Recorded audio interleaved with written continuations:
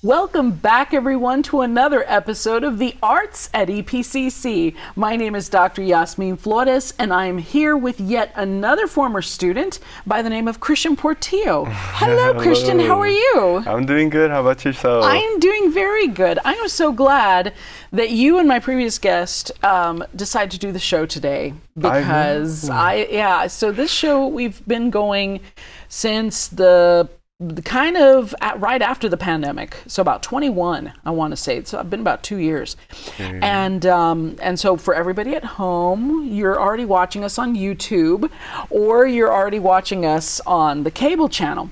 So for your parents to know, so that they can watch you, right? Right, exactly. So Cristian, I've had you as a student for a couple of semesters. Tell me a little bit about yourself, and when did you start playing the cello? So I actually started playing the cello in 5th grade. Oh, wow. Yes, awesome. Quite a while ago. Yes. Okay. And what school was that? So I lived on the west side, and that was Lundy. Okay. Lundy Elementary School. Wow. And I chose the cello mainly because, I thought the bass was too big. Mm-hmm. I thought the violin was too small. Right. And the viola was boring. I'm just kidding. I asked Sam Mendaris to be on the show. Oh my gosh, please get him in there. Yes, I know. Yes, I will. So yeah, that's awesome. And so, okay. And so you picked the cello, and I love the cello. I love the cello and I love the viola. Violin for me is always a little too strident. Exactly. It's like, ooh. Very high pitched. It's very really high pitched. Exactly. So you picked the cello, and did your orchestra director there, did they kind of work with you a little bit, or did you take lessons? So you know what? I still remember her name. Her name was Miss Melendez. Okay. And at first, I guess it wasn't too serious in elementary school. Mm-hmm. Everyone's still figuring it out, and I just remember learning techniques like how to hold the bow, how to use fingerings, all that stuff. Mm-hmm. And then it really wasn't until middle school where it became very competitive. Oh, right. And then, that's when we were placed into different orchestras. And, it was a challenge for me at first just because I came from a lower income family, so I didn't have the opportunity to have private lessons. Right. Even though I would say I went to at least 2 private lessons with Michael Way, but back in the day. Sure. Back in that day. Right. Yeah. Right? Right. And I've always loved the cello. It's always been my outlet. It's always been my way of expressing myself. That's awesome. Yes. Yeah. And so, so you started then you got to high school. And so you went to high school where?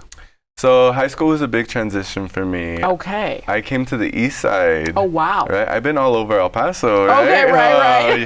You can literally drop me anywhere and I don't know where I'm at. Oh, nice. I don't. Don't even get me started. I still get lost. Yes. And so, awesome. And so, so where did you go to high school? I went to America's High School. Oh, that's where you studied with... Miss Dunn. That's right. Yes, Adria Dunn. Adria Dunn. And she's fantastic. She's amazing. Yeah. She's made me into the musician that I am today. That's awesome. I've never met someone who's cared so much about other students and made them feel like their own family. Yeah. Because when I moved to high school, that was a huge transition for me. I didn't have much friends, didn't know a lot of people. So music was my outlet yet again. And I guess I was never that kid that was very, I didn't practice a lot, I never, I'm like, I saw your face change. Yes, I know, telling me too much information. I know, You right? didn't practice, go on, Cristian, right? But no, so it felt she was such a good conductor, and she's some things that she taught me I still use to this day when I play the cello, but that's awesome. I'll never forget, she was definitely someone you'd be scared of. You know, and the good ones are. The good ones always are. They're the ones that are the most intimidating, that I still remember, gosh, you know, throughout my high school experience in band, some fabulous band directors that we had along the way, and conductors, etc. And they're still stuck in my mind. And so I've heard these things about Miss Dunn, and I'm glad, Miss Dunn, keep it up. Keep giving him a hard time, right? Yes, keep it up. Right. You know, I don't think she teaches at America's anymore, actually. Oh, okay. Yeah, and things have changed so much, Cristian. When I was little, people would stay at a school for 40 years. Like from beginning to end, and that was the director, and she was the director from 1971 to 2000, whatever. And you're like, dang, like what? Right. People shuffle around so much around the city now. It's very hard to keep tabs on who's where from year to year.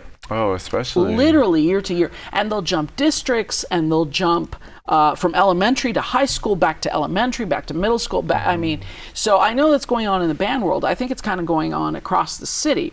I don't know why. I'm very lucky. Let me say, I'm very lucky to have this job here at EPCC, because it's a lot of stability. It's I don't have to worry about contest. I don't have to worry about UIL. Yes, that's a big thing in high school. That's huge. And I remember that. And I won't speak to some of the rumors I've heard, but essentially I can speak rather generally that it sort of reflects on the director when they get anything below a 2. Once there's, you know, if there's so many years of getting something below a 2, there's so much context that goes into it. Yeah, and it's so I'm very grateful that I'm not in that world. And there's a lot of pressure put on the directors. This is Bandtober that we're in. Bandtober is, and I say that as a band person. So right now, all my friends on the band side are drowning. Drowning. Every day is rehearsal. Every night is rehearsal. Drag the flags in. It's raining. Pull the flags back out because it's it's sunny outside. And so they're just all running around like chickens with their heads cut off. And the football games. Oh, no. That's the best part. That's the best part, right? We get free popcorn, right? And lots of sunshine. So yes, and I can say that I feel very fortunate. Speaking of, so you entered EPCC a couple years ago. Yes. What drew you to EPCC? So I actually stopped playing the cello for 2 years. Okay.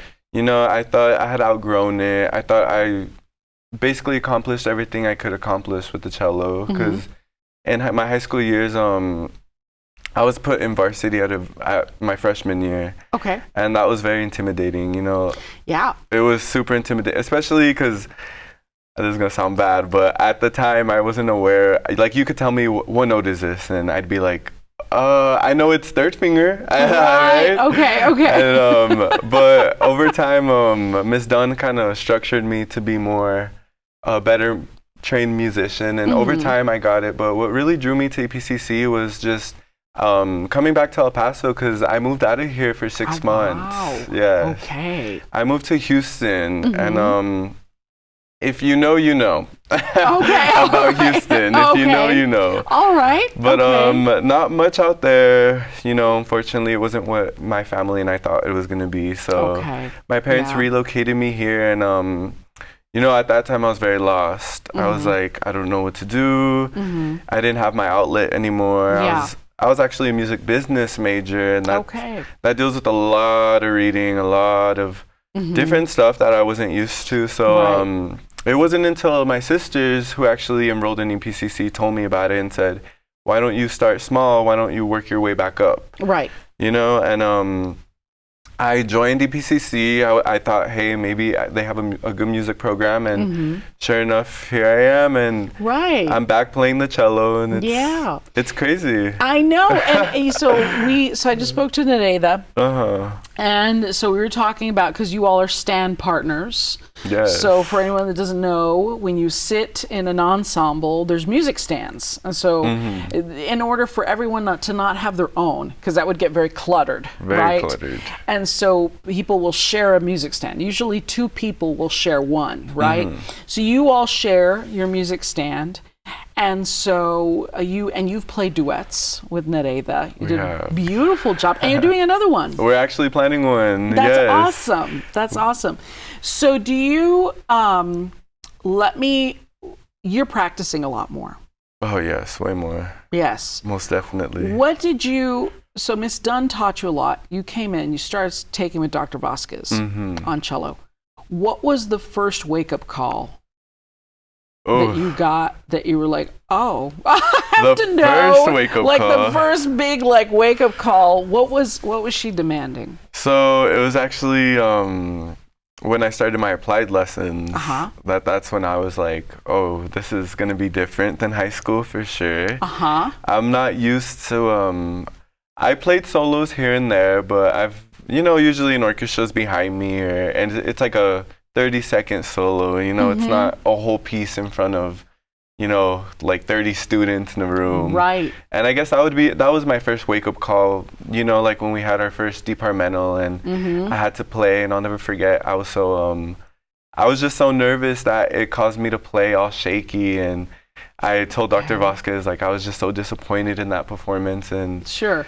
That's not the first performance that I felt disappointed in, because us as musicians, we're always pushing ourselves to go farther. Yeah. And, that was kind of my wake-up call to say, I don't want to continue sounding like that. I want to sound rehearsed. I have to convince them, just like when you're a musician, you convince the audience. Right. So that was my wake-up call. And then over time, Dr. Vasquez knew, she gives me a bit harder music, and I don't mind it, but because she's a cello instructor, she does have bigger goals for us and stuff. But I would say that was my first wake up call. Okay. That was okay. So the solos and performing, and so you bring up some great points. So we have these. What he's referring to when he says departmentals, it's basically the performances for all the music majors on Thursdays at 2:30. We have several Thursdays that are lined up every semester for people to perform in front of their peers and instructors so that they can start to get their feet wet and see what it's like. And now they've moved it to the Flex Hall. So in the new building, the AST Flex Hall, which will be interesting. That puts a little more pressure on you guys, because that's more like a stage area. For 100 years, it felt like we were in 1201. And so 1201, if you've been to EPCC and you ever majored in music, you know a 1201. Yep. The famous corner classroom there. And so now we're moving it into the larger hall. And you said something brilliant there as well. You got nervous. What did you do to overcome your nervousness? It was over time that I guess playing in front of these people, knowing who's going to be there, having it recorded. I guess over time I kind of grew into, I love the pressure, I feel like it makes me crave it even more. It makes me want to do my best, especially, because it's in front of people I go to class with, And I would say mainly it was just that. Yeah. So you actually love the intention. You love the pressure to actually work under that kind of pressure. That's awesome. And that's that's perfect for a performer, because performers do crave that pressure. Like, okay, I have a deadline. I've got to get this learned. I'm going to play in front of these people. These people are going to be watching me like a hawk, right? And so that's very funny, because so within music, as you pointed out, music business is its own little animal. Music performance is its own little animal. Music education is its own thing, right? Yes. So performers, I think, work under the most pressure, because people expect the recording. We do. Yeah, they expect, and that always cracks me up. I had a colleague maybe about several years ago. I'll try to be vague, so they don't try to figure out who it was. But they said, "Can you perform for this event?" And I said, "Sure. I want you to play this." And she sent me a recording of something from a random CD. Really? Random. Oh my gosh. And I'm listening to it and I'm like, okay, well, so what you also need is a percussionist, because I'm not going to be playing cymbals, under my armpit, like at the same time. Like, how do you expect me to play all of this? So I brought in a percussionist and I did my best to play. I said, I'm not going to find the sheet music. This person's just improvising. Oh, wow. And I'm not going to sit here and notate, right? Do a bunch of sight singing dictation exercise. We love that. Right? and sit there and notate what was essentially about 4 minutes of music. And so I found something close. And then there's the disappointment, like, well, that's not like the CD. No, it's never going to be like the CD, unless it's something that's published, right? And this was not. It was some kind of like Middle Eastern music. Oh wow! And so I was like, okay, so yeah, I mean, it's crazy what people expect, Right? Yeah. You learn so much music in 3 months, you play it, and then you never touch it again, and it's like on to the next piece. And right. And that, so you'll get those, right? That sometimes, especially wherever you start working. Speaking of, where are you looking? What kind of jobs are you looking at? So after EPCC, I'm definitely going to get my bachelor's music in commercial music. Okay. Just because, like I said, I'm kind of leaning away from performance now, just because, I've accomplished everything I could. I feel very accomplished with what I've done my cello years. Okay. I played in New York City. Nice. Yeah, my junior year of high school, I led a whole cello section. It was like 10 cellos, and it was an experience I'll never forget. Right.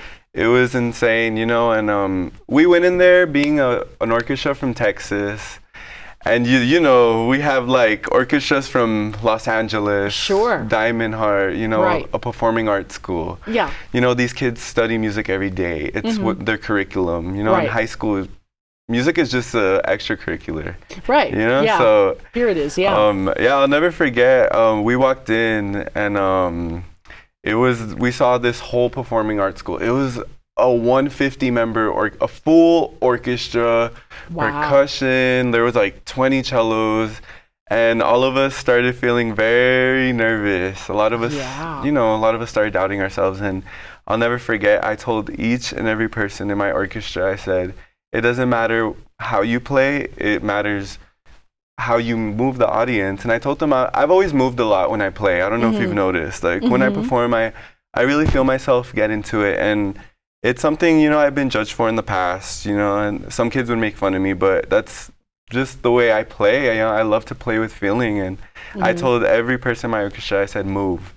I said, I don't care, just we're there to play and move, make it interesting, move.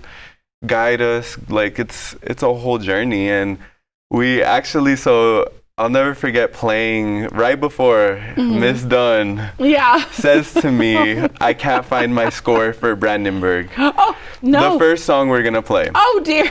So we had already entered the huge stage. It was in the Alice Truly Hall. It's a humongous, beautiful stage. Yeah. And they have the 150 member orchestra lined up already. Yeah. So I literally run across these kids, grab my music, hand it to her, sit down, and boom, we start. And it was just a rush I'll never forget. And my gosh. At first it was tricky, but it was so beautiful to see all of my stand partners moving, and we won an award. That's awesome. We took 5th place, but we won an award for most moving. Most I would say it was like the most dynamics, because when you move, you feel the dynamics more. And sure. I'll never forget, there was people, like parents that went on the trip coming up to me like, can I take a picture with you, this and that, because I gave it my all. That was the one performance I could say, I really did give it my all. I look at the videos and I smile because I'm like, wow, like, and I wasn't even supposed to go on that trip. It's a crazy thing, like, Wow. And I'll never forget, I always dedicate that performance to my friend Caesar, who's no longer with us, because he was the first chair before I became first chair. Okay. Because, you know, I kind of took over his reign, and that boy could play the cello. That boy was made for the cello, and oh wow, that's awesome. it was his outlet, and I'll never forget, you know, smiling and crying so much because I was like, wow, like, you know, I'm made for this. I'm made for music, and that's kind of what I feel like. Once you have that feeling, it's kind of like on to the next thing, you know? Sure. It feels good, and it's like, what's next? Because yes, you know, exactly. Playing, learning these songs for 3 months of playing them, never touching them again. It's repetitive. Yeah. So and that's exactly it. So I'm going to put some ideas into your head because you want to do commercial music. And so let me ask you this. In commercial music, are you going to keep playing your cello, or are you looking at like producing other artists? So I would love to produce other artists, but I do believe for my career plan, I continue playing the cello, but you know, just for right now, it's not anything crazy. It's not like first orchestra, it's not UNT. So, you know, I will continue playing the cello, but it's something it's like on to the next thing, right? Of course. It's like, and then here's the thing. So I don't think you could begin to know the amount of repertoire that exists for the cello. Oh, it's crazy. Yeah. It's similar to like, not like piano. Piano, I think, swallows everybody else. The piano definitely. literature. I mean, in their lifetime, they will not have exhausted 5% of the piano literature, right? Right. But cello also has, and it's a very old instrument. So it obviously, J.S. Bach, you know, Nereida was talking a little bit about the Bach cello suites that she's working on. And so that's Baroque, but it goes back further into the Renaissance.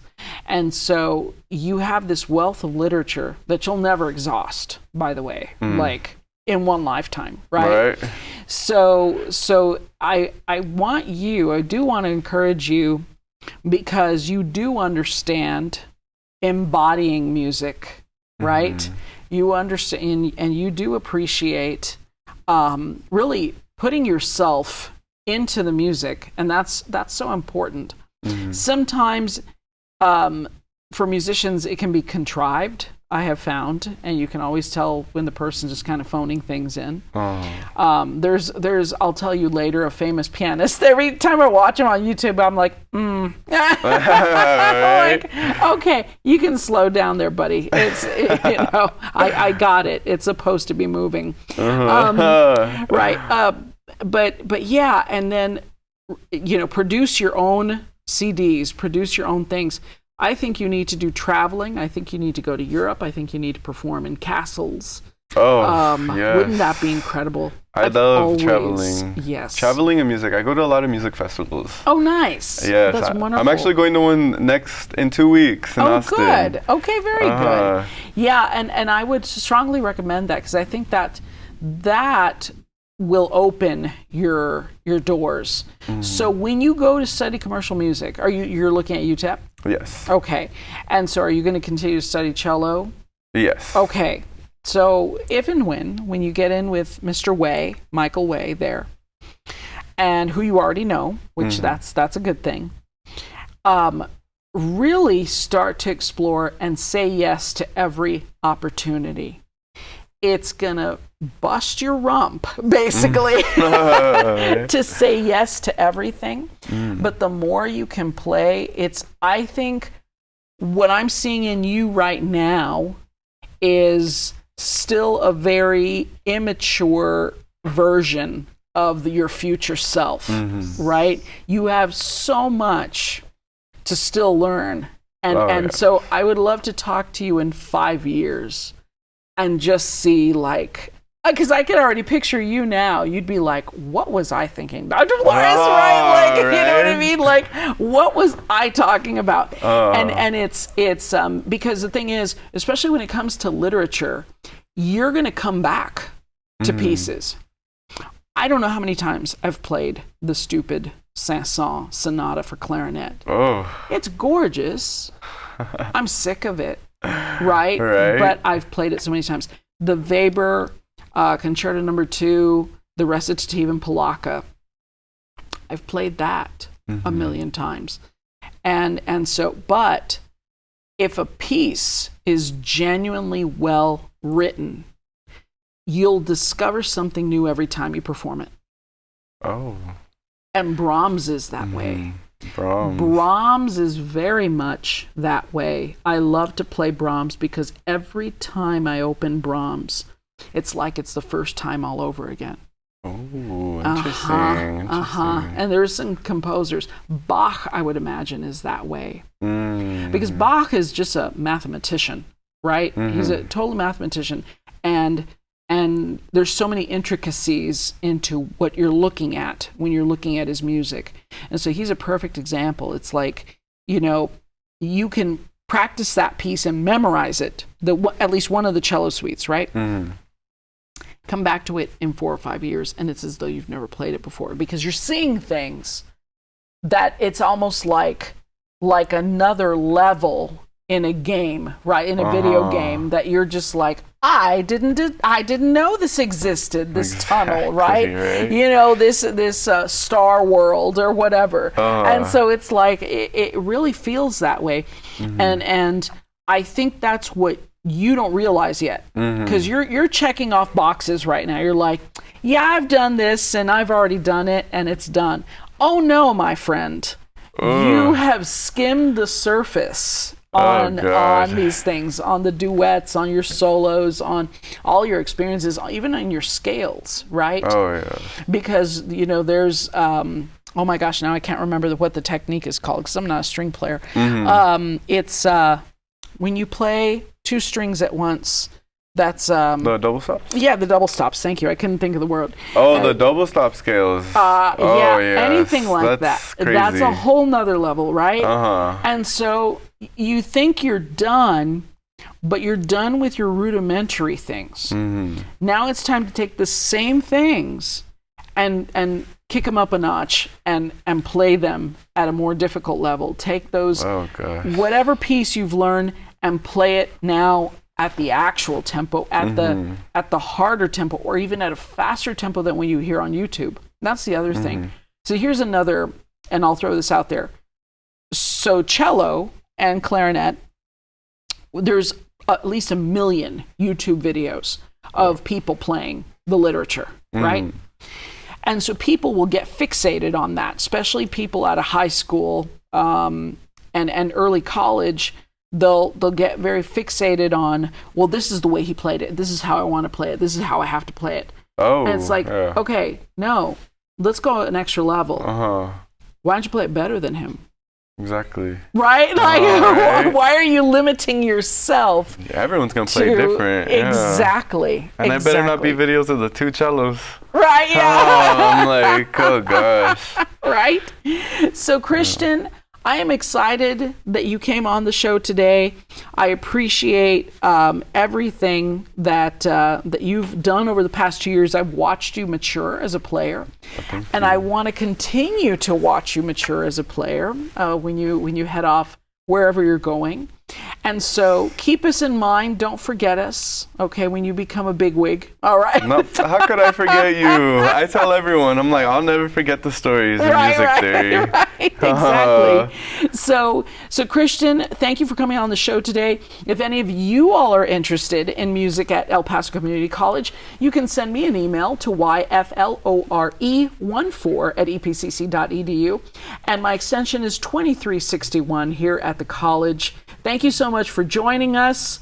And thank you, Cristian. No, thank you for having me. I appreciate it. Of course, yes. Bye, everybody. Take care. All right.